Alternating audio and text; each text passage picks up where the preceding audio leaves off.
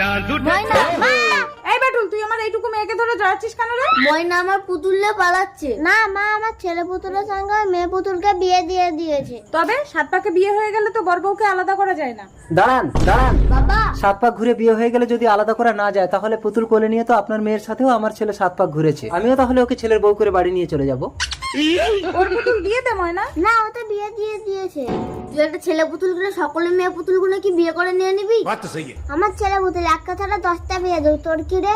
বলছি ভিখারির পুতুল দিয়ে দে। বড়াই বউকে আলাদা করতে নেই মা। চুপ, একটা কথা বলবি। এই ভিখারির ঘরে রাজকুমারীকে বিয়ে দেবে না বাটুল? 20 বছর পর। ময়না ময়না ময়না ময়না, কে? আমি তোমার স্বামী। আমি আবার কবে বিয়ে করলাম? মনে আছে ময়না, ছোটবেলায় পুতুল খেলার ছলে আমি তোমাকে বিয়ে করেছিলাম? বাটুল, ঘরে চলো ময়না। দাঁড়াও দাঁড়াও দাঁড়াও।